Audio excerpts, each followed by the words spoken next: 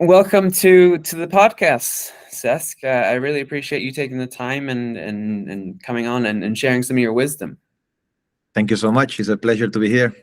Yeah, so like we talked about, I wanted to you've gone through a phase from going from player to coach in a very short time, or at least it has seemed to us in a very short time.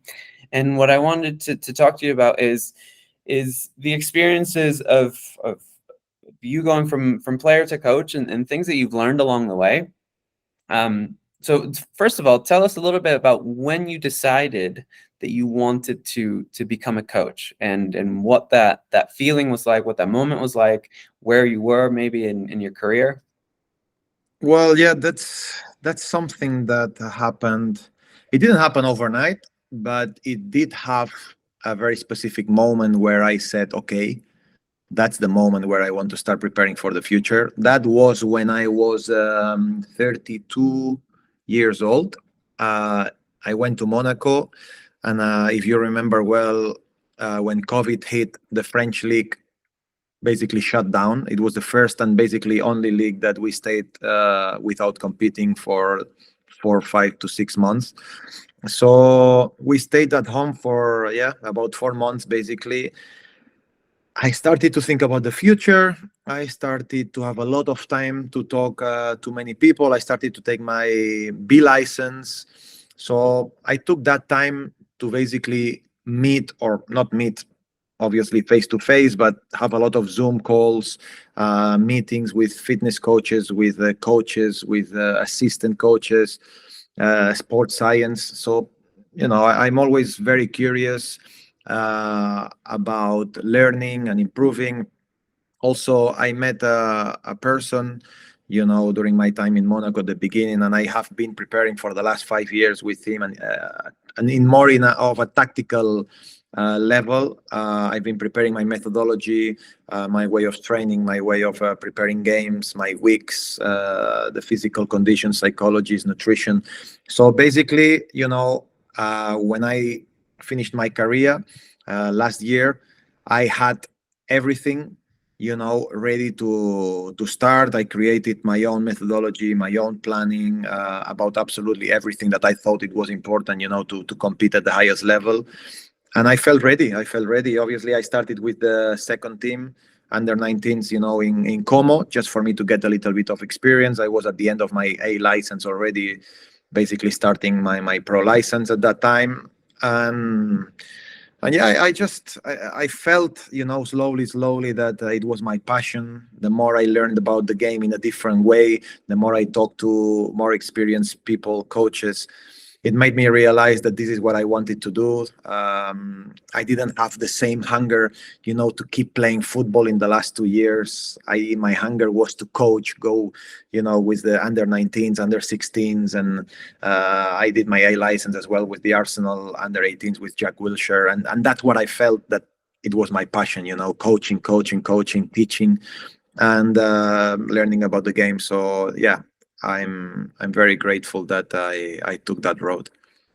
That's really interesting because you spent 5 years getting ready, which Yeah. is probably not common, I think, in the, let's say, in a more amateur level. Let's say someone like me who, I didn't play the level that you played. Is most people probably go straight from within a year from playing to coaching, or maybe there's a small transition. So, what were some of the in those 5 years? You said you met with a lot of people. What were some of the initial things that you were most curious about?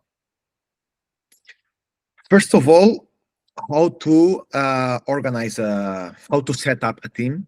How to structure. I'm very always aware that you need to have a very clear and strong structure about everything you do, not only in football. I'm talking in life. I like to start for the base, for the foundations, and slowly build the house, until you make the strong roof for it not to rain, not to have holes. And yeah, basically to set up and prepare a structure of what do I need to be a top coach. you know assistants, analysts, how many, what do I want them for, what function will everyone have in my staff, etc. It was also after that a process, in Como. We basically started from zero. We didn't have much, not even a training ground. The structure was very poor around everything around the club. So also I took time, to think about what can we do, not only for the first team but also for the academies, and to follow some alignments. And after that, uh, meet people, and especially this person that I was talking to you about, that we kind of analyzed every structure tactically that we think exists in football. 4-5-1, 5-4-1, 4-5-1, 4-3-3, every structure. And what do we think that is the best way to attack this structure that they are playing against? So we basically did a database about everything that I always felt, that we could create problems depending on how the opponent plays, offensively or defensively, to always be prepared. I don't want to be the coach that always has, the same way of playing, the same way of attacking, defending. Yes, you have some principles. Yeah, you have structures, but I like to be as complete as possible. I want my team to be dominant. And for me, nowadays, to be dominant, you need to have as much a solution as possible, because it's not the same to attack a team that will defend deep 5-4-1 than to attack a team that will come to you man to man and follow you all around the pitch, like, for example, Atalanta does. So you could see the other day with England when they play against Serbia, first half, Serbia very deep, low block, compact, 5-4-1, England with a lot of the ball movement. It was easier, because you didn't have a lot of pressure on the ball to keep moving the ball around. They felt comfortable. Now, second half, Serbia changed. They went higher to press, more aggressive, man-to-man, basically. England said, oh, now I struggle to keep the ball a bit more, So what do you do in that moment? And it's not about so much the coach sometimes, because in that moment, as a coach, you don't know what the other team is going to do. So the players need to be as much prepared as possible to find the solutions within themselves. And this for me is work at the training ground, and work and video and analysis and explaining and working on it so much. That's really interesting. That's really cool. I find that interesting because basically you were looking at it, you were trying to study it in a very not a great way to describe it, but kind of like chess, like understanding all of the potential problems of, like you mentioned, different formations, different ways that teams may set up, and then seeing what might be a solution in this. And when you were looking at each of those systems and each of those problems that you could face, were you looking at other matches? Were you like studying it through other teams? Yes, exactly. That's the next step. You kind of find games where these structures are playing against each other. Obviously, it's a little bit more complex than that, because you could play against 3-4-3. Yeah. That the dynamics are different to another type of 3-4-3. Okay, so this is also things that you need to analyze. It could be a 4-3-3 very aggressive. It could be a 4-3-3 that doesn't press. So these are all the other things that you need to understand when you prepare a match. But in generally, yes, I would watch, for example, the teams that I look up to. For example, Arsenal, that I think they work really well. Manchester City, Real Madrid, Barcelona, Bayern Munich. For example, this year, Bayer Leverkusen. Then you could go through certain things. Stuttgart is a team that played very well this year, that I also learned a few things about them. And this is just to mention, Chelsea, when Tuchel was there, a lot of interesting things, and yeah, you now find what you are looking for in a proper game and see what these top coaches found as a solution, against these different systems. Then obviously I have my own ideas, and then I would touch a little bit more on this, on that, or I could say, wow, look at what this guy is doing. For example, I struggle. How would I defend a 4-2-2-2? For me, it's a system that it's very difficult to defend. And then I found one thing, or one day Arsenal playing against Chelsea, and Arteta did something that I'm like, wow, I never thought about this. So I put it inside of my database. In the future, if I find this certain situation, this problem, I say, okay, this could be a solution that I could take. So yeah, of course, it's about learning, it's about analyzing, watching, and being open-minded, for sure. Yeah, I'm curious about your data database. So it's like a document where it's like your notes, basically? No, it's a proper document that I have. Like I said, for example, 4-4-2. So I have all the videos, all the analysis of the teams, or even my team when we played against a 4-4-2, etc. What did I do? How did I do it? What hurt this team in this manner? What did we have problems to attack them, to defend them, etc. So you have this database with all the scenarios, and then with examples of videos of other matches or my own matches.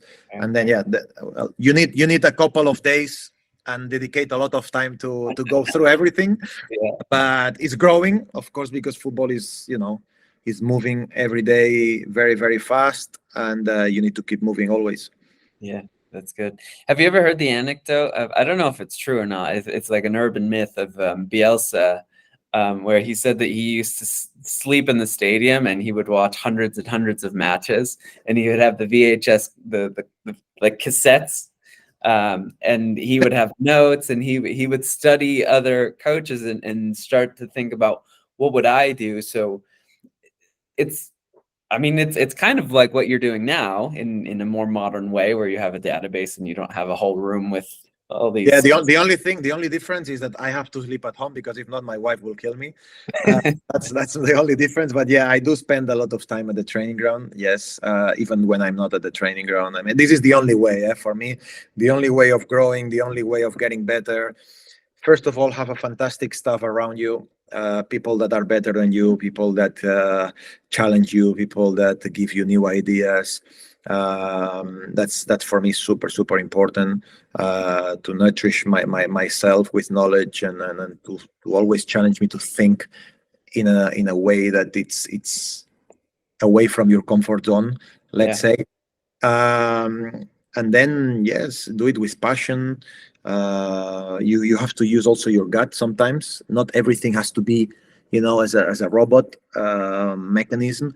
It has to be also, things that a lot of games not I wouldn't say a lot, but a couple of important games that we've gone this year has been, for me, taking a decision in 1 second, because something inside of me was telling me, you have to do it this way. And I encourage, coaches, really, even if they are young or they are learning now, sometimes you have to be brave enough to believe on what you feel inside of you, on your gut.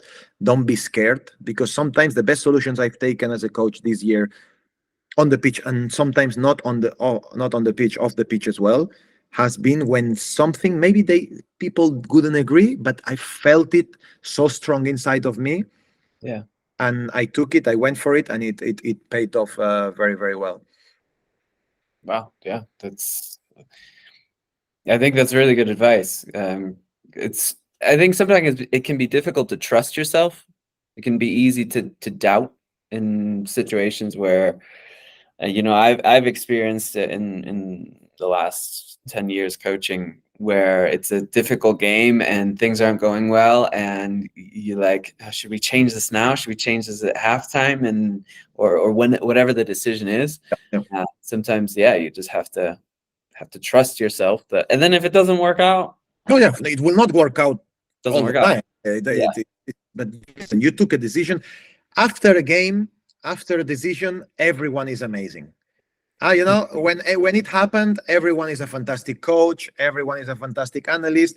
The problem is when nobody has the guts to do it at the beginning.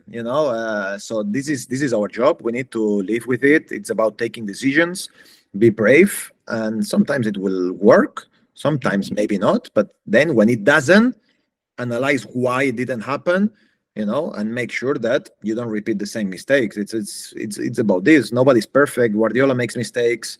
Mourinho has made mistakes. Arsene Wenger has made mistakes, but they were brave and intelligent enough, to build on it and to get better from it. Yeah. So, I mean, you kind of just mentioned, I strongly feel that reflection, so being able to think about the things that happened and analyze why, like constantly ask yourself, hey, why did that happen? Why did that work? Why did that not work? Yeah. So that you can learn from from your past experiences. Do you go through that process often, like after a game, after a match, for example? Do you set a time to go through the video and properly, ask yourself anything like that? Every day, every single day, in every single training session, in every decision that I make, in every game, I analyze absolutely everything. I'm obsessed with that. I want to get better. I want to see what I do well, how can I improve it, what I don't do well, what can I change to make it better. I'm obsessed with that. And I think it's needed, again, to keep growing, to keep learning. I'm very young. Yes, I do have a lot of ideas. Yes, I've had the best coaches in the world, but this is not enough. You need to recycle. You need to keep thinking, challenge yourself, and for me, this is super important. Yeah, I mean, analyzing every game, especially. I mean, I cannot. Okay, maybe I take it too much sometimes into another level. The obsession for analyzing maybe a little bit too much sometimes, but I cannot understand a coach that a game finishes and maybe they've won 2-0 or 2-1 in the last minute, and they don't take the time to analyze, even on the win, what they could have done better. Because football is not perfect. Football, you make mistakes, the players make mistakes, and you need to understand the why and how do they come, give the players the confidence, making them understand not only collectively, individually, okay, why did you do that? What did we say in this case? How can you improve that? How do you stop a cross? A lot of fullbacks nowadays, they have a lot of problems um, stopping crosses. So how do you teach them, to get better at this, without making them lose confidence, making them feel special, etc., etc. So for me, the analysis in after games and training sessions and meetings and everything is very important to keep growing. Yeah, I strongly, absolutely agree that without that reflection process, it's impossible to grow. It's Yeah. absolutely impossible. So you mentioned there, uh, helping players, teaching players, like you give that example of how to stop crosses. That must be something different from you going from player to coach, is changing behavior, is helping players do something different. Is that something that came naturally to you? Is that something that you had to work on? I don't know. It's difficult to answer this question. Yeah, I would say it's coming very, very naturally. For me, I feel sometimes when I'm coaching, when I'm in front of people, when I have to do emergency meetings, that something has happened, when I need to talk in front of 100 people, I feel like I've done it all my life. I feel secure, when I do things. I try to do it always to the best of my abilities, and I just like to make people grow. I was trying to be like this also as a player as well. I mean, I was lucky. I was captain at Arsenal at 21, so I had to lead. I had to always, be the first one to lead by example on and off the pitch, to create good environment. So I always had it in me, throughout my career. I felt I always wanted to be one of the leaders of the club. I wanted to be positive. I wanted to learn when I was a player. Obviously, you don't have the moments of teaching, but from being always in midfield, in positions during the pitch of my career where a lot of things happen all the time, and that you are surrounded by people, so you need to be always alert about what's happening, have the picture all over the pitch. I always very communicative with the players, with my teammates, talking, hey, be careful, it's coming, you have a player in behind, one touch, you have time, alone, turn. I was constantly talking throughout my whole career. So I think maybe this helped me, in the process of player to coaching, to feel a little bit more free, about how I express myself, to the players, how to teach, how to, give certain ideas, etc., etc. Yeah. This is a little bit of a your what you just said there kind of prompted a different question. I kind of have this theory that to be some of the best coaches have obviously come from that played in a central position, like a 6 to like an 8, 10 in the midfield. I mean, you just mentioned why you feel that was helpful to you, is that everything's going on around you. Do you think it's possible for players that have played in other positions to still have that same like they're in the middle of everything, so this maybe the same qualities that are necessary as a coach maybe have developed as a player from other positions? Well, that's a tricky one, because of course there are also other coaches, that they have done well without being midfielders or anything. But I think it helps for the reasons of what I said. And yes, it's true that Guardiola's a midfielder, Arteta, Xavi Alonso, Conte. I don't know. You say it. There's a lot in modern football that they were midfielders, and maybe this capacity of analyzing certain things very, very quickly in the moment of teaching is a little bit better, because you have been around this process so many times in your career. But listen, I don't know. It's difficult to say. You have to put anyway a lot of hours. It can help you in a certain way. Yes, it can, but not necessarily needs to be this way. Yeah. So which leads me to my next question. What are some of the things that you have found extremely useful, whether knowledge, insight, as a player, that you've taken into a coaching role? So what are some of the things that Yeah. players that you've been coaching have really connected with, or that to you is like it makes perfect sense because of the player that you were, but to the player that you're working with, maybe it completely changes how they view things. What have you had any experiences like that? I think, forget about the football for a moment. I think the thing that helped me most about being a player to get into management is the moments and how to manage people and the collectives, because I've had so many meetings in my career with top coaches, and even these top coaches, sometimes they made mistakes in how to manage people or manage collectives. Okay, so I have it all obviously written down, etc., but I know exactly, and every group is different. Okay, you have groups of great stars, you have groups where they are a little bit more quiet, you have groups with big personalities, you have groups where nobody cares about anything.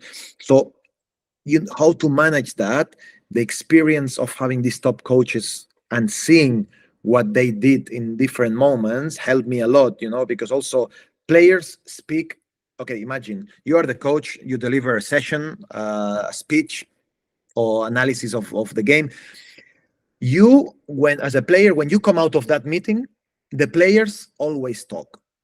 Okay, so he messed up, the coach, today. Oh wow, what a speech he did. Oh, do you remember when he said that? So everyone talks about it. So I remember very well of the moments and the feelings of when this was good or when they made a mistake in a different moment or in a different way. And I think this allowed me to understand much more of when to go hard, when to say, for example, you lose a game 3-0.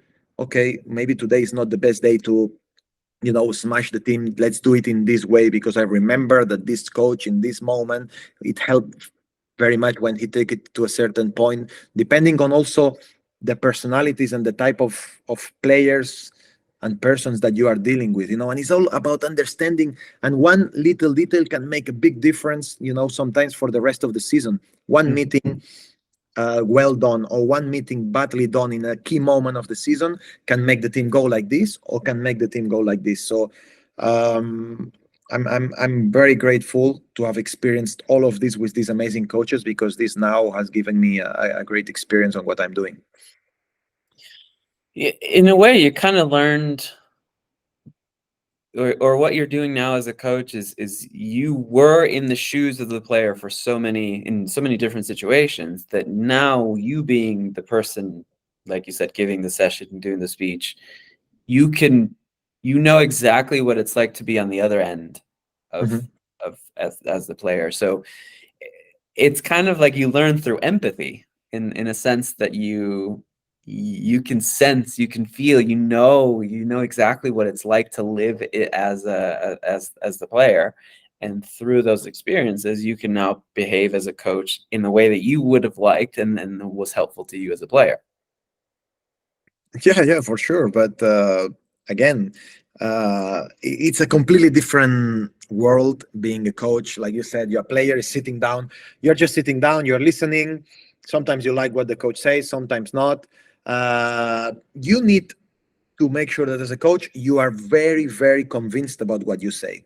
Once the player's convinced, if you send the message the right way at the right time, convinced of what you're saying, and the players, they see it in your eyes and in your voice, it will happen good. It will be good. I have no doubts about this. But if the players start seeing that you have doubts, that you crumble, that they see you a little bit scared, about with doubts about what you're saying, etc., you have a lot of probabilities that this will not go well. And again, as a player, you are waiting. Okay, meeting at 2 o'clock, tomorrow 10 o'clock, breakfast at 9 o'clock, we depart at 5 o'clock. So you are basically following what they are telling you. As a coach, you need to impose yourself. You need to decide absolutely everything. You need to make sure that you're doing the best for the team. So thinking about every single detail that comes in on the way. So it's a different life. It's got nothing to do. It's like I'm doing a different. Of course, it's a different work, but it's a completely different life, a different environment. It's like sometimes you are not even involved in football, because the football happens on the pitch, let's say 2 hours a day plus the game day.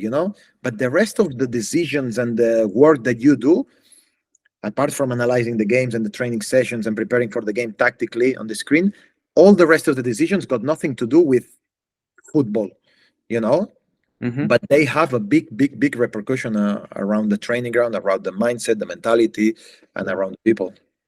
I've always felt that the role of a coach is what I call a environmental architect. So basically, you design what the player is going to experience, and I think this happens at all levels, whether they're 7 or 27 playing in the Champions League. The difference would be like the immenseness of the environment. Obviously, when you're playing at the highest level, the environment is so huge. There's so many tiny details, but nonetheless, it's the same thing. You're creating an environment for people to experience, and if there's certain things you haven't considered, there's details that you haven't considered about their experience, it's going to affect the football, right? Like you just mentioned, in like the day-to-day of the player, traveling to an away game, right? Those decisions about, the timing of things, where we're going to eat, when we're going to speak to the players, are we going to train before, after the travel? All of those things have an effect on the player's experience, and ultimately how the player's experiences what they're experiencing has an effect on the football. And now, I think what you're describing is you're seeing from before, you were seeing it, you're experiencing it as the player, right? Yeah, now Now it's exactly, you explained it really, really well. Now all this effect, all this environment, all this atmosphere depends on me, on my decisions. It's basically as hard as it is.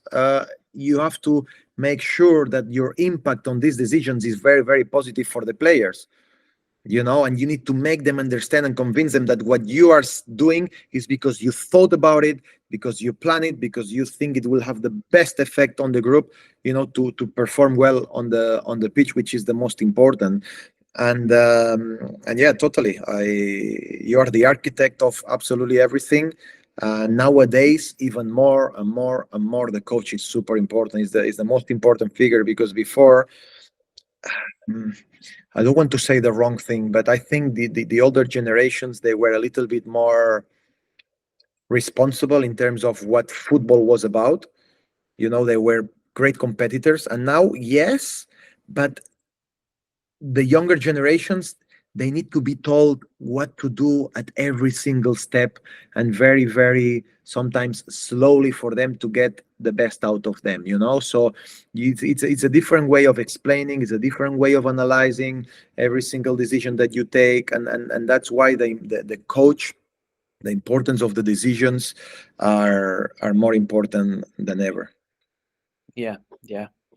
A- and really the only way to feel confident in your decisions is to have thought about it beforehand, which you've already mentioned about your reflection, and Yeah. you've thought about every single decision. You thought why we're doing this, and if you're convinced of it, if they sense even like he doesn't, it seems like he just decided this Yeah. 2 minutes ago and he's not very sure about it. They see that, they sense that, and then that starts to create cracks in the environment. That there starts needs to be there needs to be a clear process of every decision you make, 100%. So what has been some of the one most surprising things or most difficult things about going from player to coach? Well, that you will not kick a ball ever again in your life. That was quite tough. But apart from that, I was just waiting for it so much, for you to understand of how happy I am to have made this decision as well. Is because I don't miss football at all.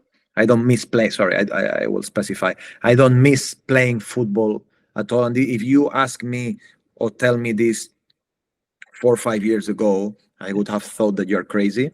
But this shows and proves that I took the right decision. The difficulty, I it's this, that your life changes. Obviously, your time changes. You arrive to the training ground at 7 o'clock in the morning. You go back home at 7 o'clock in the afternoon. Then you need to make a lot of phone calls. You still need to touch your computer. You still need to watch games on TV. For me, the most difficult, it's not difficult because my family supports me a lot. My wife is absolutely outstanding. uh, it's just how to manage the time of the family. When you're a player, you basically finish at 2 o'clock, 3 o'clock. You go home. You have the afternoon free. You're just not thinking about anything. They told you again the next morning, breakfast at 9 o'clock, training at 10 o'clock. So it becomes like a routine. As a coach, we mentioned again, there are so many things that you need to take care of during the day, that analyze, etc., that it's to manage, that is crazy. So yeah, managing the time, of what you're doing together with the family. I have 5 kids, so I always try to be very much involved in everything they do in life. You want to be a good husband, a good dad, and I think this is what I would say. I'm a young coach. I'm very excited. I'm very passionate about it. And when you are doing this, without the experience, like let's say Ancelotti or these people, that they still do what I do, but they are much more relaxed. They are more, they've seen everything 10,000 times more than me. So sometimes I take a decision and you are waiting, as a new coach, inexperienced in certain ways. Is it going to be the right decision or not? Because maybe it's the first time you've taken this decision, the second time. So you take it home sometimes. You go to sleep and your head keeps moving, it's spinning, etc., whether the other coaches, so much experience, they will just take the decision, they know exactly what they're doing, they go to sleep peacefully like they are babies. And this is the two things that I would say that have been the most difficult to manage. Yeah, that's I think I can relate to that very much so, because I mean, I think anybody that has coached because when you work with people and you make decisions about their experiences, it's very difficult to just go to sleep, at least for me, and think, what if they're struggling with what they're going through right now because of something that I did, because of something that the decision that I made, and maybe it was the wrong decision. And for me, it's difficult to just turn it off, because if it were any other line of work or something else where you could just say, well, work is work. But for me, coaching is Yeah. people, and Yeah, it, it I totally understand what you're saying, but again, you already had the process of this decision. Like we said, we analyzed it. And once you take that decision, it's because everything that you thought about, and it's impossible to take the perfect decision always. yeah, Even once, sometimes there is always something that will not be good for an individual, or etc., etc. Okay, but you have to think of the group. Okay, now what is the best thing for the group? You analyze it. After that, you say, okay, you go for it. Sometimes, hopefully most of the times, you'll be right. Sometimes we have to understand that we will not be, but you are always thinking of the group, not of the individual. And this is what the players sometimes don't understand, because they are and it happened to me. We are selfish, the players, and we only think about, is the coach going to play me? Is the coach going to do this for me? Is he going to think the right way for me to play well? You know, no, not at all.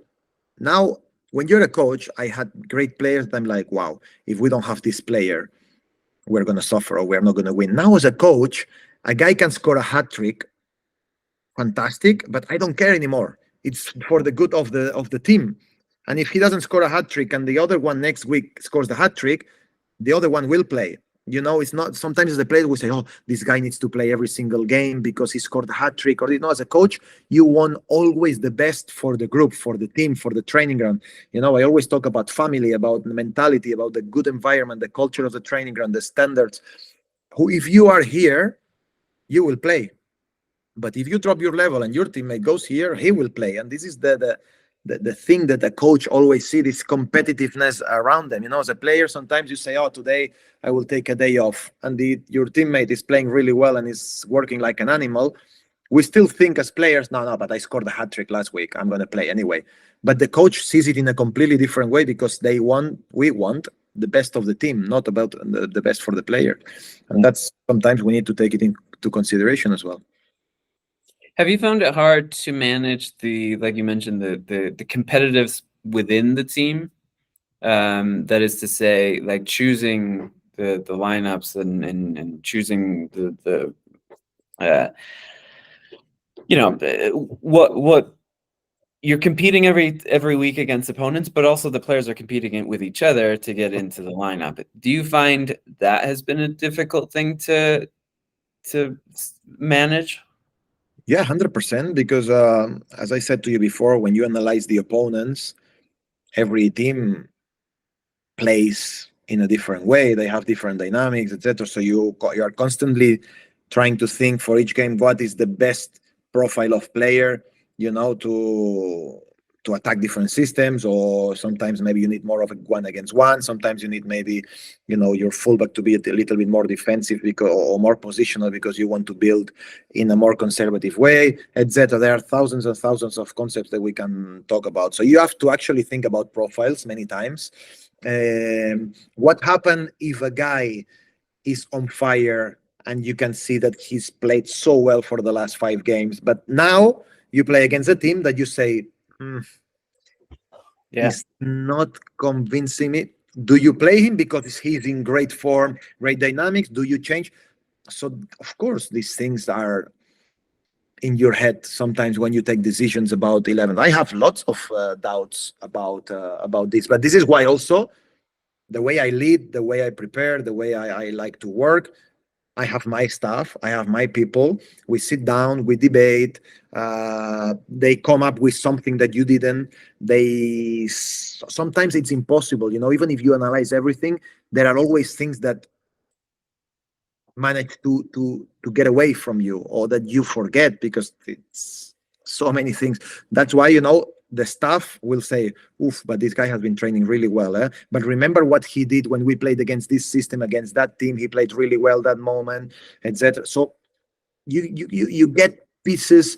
Then I like to, what I like to do, before games, before we take decisions, we have like a big board with all the names, of the teams with their faces, etc. So I put the team that I feel is the strongest, only the strongest in that moment, okay?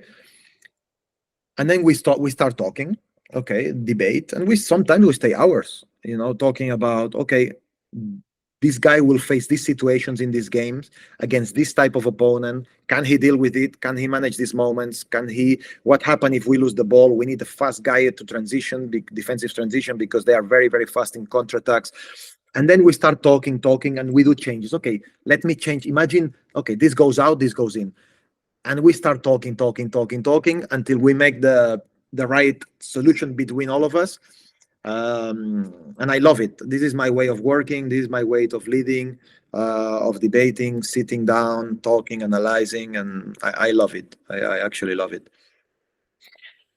Yeah, no, I think that's very, very helpful to anybody, and it's obviously, I think there's the benefit, with a staff having people to speak to and debate with and get different opinions from. I think many coaches around the world might be on their own. That's the reality of a lot of youth coaches, for example, is they're on their own, and the conversations is with themselves. Yeah, and this is even more difficult. This is more difficult. Sometimes we talk of course, the coaches at the top level. The difficulty is that whatever decision they take, the responsibility is really massive, because it's public, it's worldwide. Everyone will talk about it, so the consequences are very big. But you have more help. Okay, but as a youth coach, like you said, sometimes you are by yourself, you are alone. When I was coaching in the Primavera, I had one guy that could help me. That's it. We were only two guys doing absolutely everything. With 19 years old, it's already a moment where after this they go to the first team. So there is a lot of work to be done, to manage, etc. So I know exactly what you're saying. And that's why it's so important for me that top coaches, they manage academies, because yes, we don't value them enough. We don't. They are, help me with the word, undervalued. No, I think this is the right word to say. But it's so well needed, for the future for me, they are so important, or more important than the top coaches. But again, unfortunately, if you coach Manchester City, if you coach Bayern Munich, the repercussion for the good and for the bad, it will be 1 million times bigger. Absolutely. And then as we kind of wrap up, one of the questions that has been on my mind is, a few months ago, I watched you do an interview where you said that you think that modern football now, or like modern coaching, is too much of like controlling of players, and especially the role of the 10, the traditional 10, the more playmaker is kind of disappearing. Now, as you're the coach and you get to design the environment and create that environment, and are you trying to create an environment where that doesn't occur as much, where you give some freedom to players to express themselves, to play? Is that something that, because I know that you're passionate about it, so now is your time to change it? Is that something you've done? Yes, we play with a number 10. We keep changing sometimes for the profile of players that we had. It was either a 4-2-3-1 or a 4-4-2. It's not a 4-4-2 really, it's a 4-2-2-2. We didn't have players to play out wide, 1-against-1 wingers, so we played with a lot of people in midfield to create overloads and superiority. Sometimes in this 4-2-3-1, a lot of the 2 midfielders plus 3 number 10s inside. I do like to give the freedom inside of a positional play. This is something that before we started recording, you and me, we were talking about. I'm a big fan of working in a way where I coach my team to have plenty of solutions. Okay, depending on the game and where are the spaces, I like to give plenty of solutions to each player in each position for them after being on the pitch and express themselves the best way possible. Right, I'm not a coach that I will say, you stay here and you stay here and you stay here and you stay here. That's not me. Okay, because I was a player, I've been in different moments of my career and different type of environments, systems, and every play is different. Yes, things happen. Yes, you need to have a game plan. Yes, you need to study the opponent. Of course, 100%. But every play is different. You could be faced that the guy is coming to you in front of you. You need to let the ball go. If he's coming in front of you, you need to attack the ball and maybe play one touch forward before the guy comes. There is so many things. It's not about always the collective. It's about, first of all, understand the game. Second, where is the pressure coming from? Are you alone? Is the pressure coming from behind? Is the pressure coming from front? Is he marking you man to man? Whatever it is. And then there is the collective of everyone understanding what we want to do at any moment. If they come man to man, we will be playing a little bit more direct. If you let me play between the lines, I will make sure that with the game plan and how I explain, the spaces on the video before we go to training in the pitch, that every player will understand, okay, this is a very aggressive team. That means that when they press you, we need to fix with the two strikers, for example, the two central defenders, so they don't jump.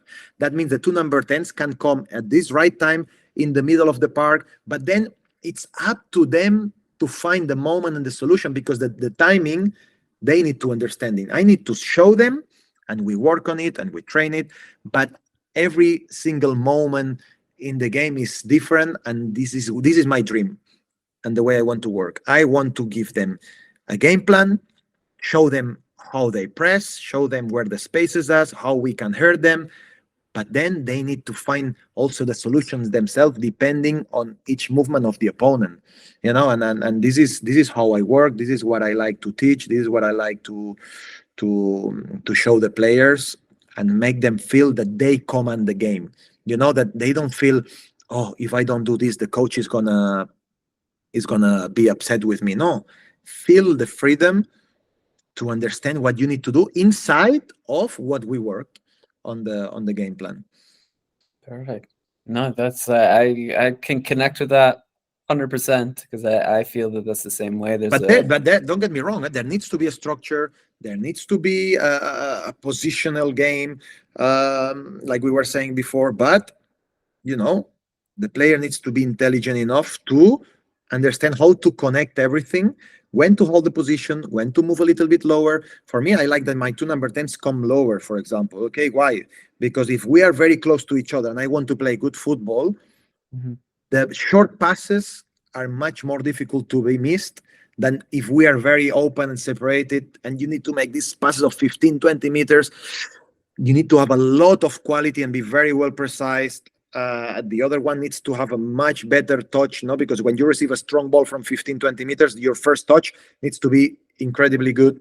Instead, if we are very close to each other, 5, 7 meters, passing, it's much more easy, to connect with your teammates. And for this reason, I believe always that we play better football. I think so too. Yeah, you allow the players to express themselves within the structure, and ultimately, you allow the players to surprise you with what they're capable of, and to keep growing beyond any actions that you told them to do. They can do much more than that, and I think that's the key to human development and player development, is that they can try things and with, like we said, within the structure, within some sort of team framework. I think that's key. Well, I don't want to take up too much of your time, so I really appreciate you giving us lots of absolutely super helpful advice. One thing that I'll take away is the importance you've given on studying the game, so that you're prepared as a coach, so that when you make decisions, you're confident about the decisions, so that you can manage the environment with confidence, and players can see that, players can sense that, because I think that's key. So I forgot to say congratulations for the promotion to the first division Thank you very much. and I have to ask, because there was a clip on social media of you promising a trip to Ibiza. Was there a trip to Ibiza? Yes, there was a trip to Ibiza. I didn't go. Me and the staff, we didn't go because I think this is a reward, let's say, for the players. It's true that, again, as a young coach, I got excited after one game. I was very upset with them at halftime when we played against Catanzaro. I had a dig at them. I was quite hard on them, and we recovered the game. We played a fantastic second half. We won 2-1, and I just told them, give me the last 3 weeks. Give me everything that you got. Give me all your lives for the last 3 weeks. Let's win. Let's get promoted, and then I will pay you whatever you want. So I got a little bit excited ahead of myself. And then when we won, obviously they remembered very well, because the player is very, very intelligent. And what they wanted to do was this, and I had to pay. I had to fulfill my promise. Fantastic. Well, I think that's your role now.